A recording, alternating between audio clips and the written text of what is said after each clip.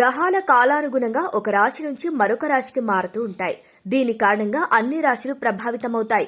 వేద జ్యోతిష శాస్త్ర ప్రకారం గ్రహాల కదలిక స్థానం ప్రతి వ్యక్తి జీవితంపై ప్రత్యేక ప్రభావాన్ని చూపిస్తాయి. జాతకంలో గ్రహాలు శుభ స్థానంలో ఉన్నప్పుడు, శుభ గ్రహాలతో కలిసి ఉన్నప్పుడు అది వ్యక్తి జీవితంపై శుభ ప్రభావాన్ని చూపుతుంది. అదే సమయంలో జాతకంలో గ్రహాలు అశుభకరంగా ఉన్నప్పుడు అశుభం కలుగుతుంది. వ్యక్తి జీవితంపై ప్రభావం సంపద, ప్రేమ, అందం, ఐశ్వర్యానికి బాధ్యత వహించే గ్రహం శుక్రుడు.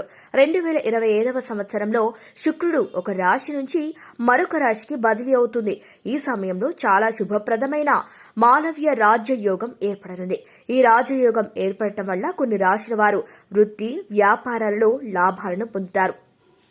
మాలవ్య రాజ్యయోగం ఎప్పుడు ప్రారంభమవుతుందంటే పంచాంగం ప్రకారం 2025లో శుక్రుడు తన రాశిని మార్చి మీనరాశిలోకి ప్రవేశిస్తాడు.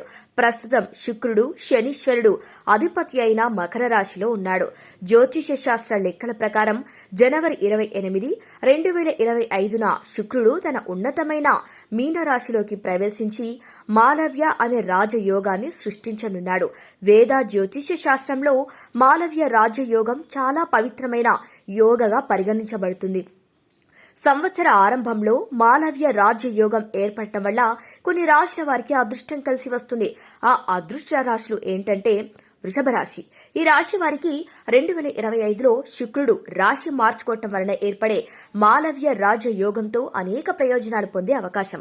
ఎందుకంటే ఈ రాశికి అధిపతి దేవగురువు బృహస్పతి. అందుచేత సంవత్సర ఆరంభంలో రాజయోగం ఏర్పడటం వల్ల వృషభ రాశి వారికి కొత్త ఆదాయ మార్గాలు తెరుచుకుంటాయి. ఆస్తి, వాహనాలు కొనుగోలు చేసే అవకాశం ఉంటుంది. పాత పెట్టుబడితో కొంత లాభం పొందుతారు. మొత్తం మీద వృషభ రాశి వారికి కొత్త సంవత్సరం చాలా శుభప్రదంగా ఉండబోతోంది. ఇక కర్కాటక రాశి. రాబోయే సంవత్సరం కర్కాటక రాశి వారికి చాలా శుభప్రదమైంది, ప్రయోజనకరంగా కూడా ఉంటుంది. ఈ సమయంలో కొన్ని శుభవార్తలను అందుకోనున్నారు. వృత్తి, వ్యాపారాలలో పురోగతి, లాభాలు ఉండవచ్చు.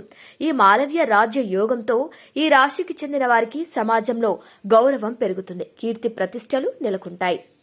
ఇంకా ధనస్సు రాశి. మీనరాశిలో శుక్రుడు ప్రవేశించడం వల్ల ధనస్సు రాశి వారికి అదృష్టం వర్తిస్తుంది.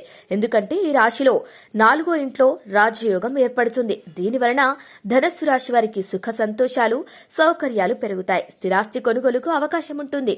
పూర్వీకుల ఆస్తి కూడా లభించే అవకాశం ఉంది. అంతేకాదు ఉద్యోగుల జీతం పెరగవచ్చు. కూడబెట్టిన మూలధన సంపదలో కూడా పెరుగుదల ఉంటుంది.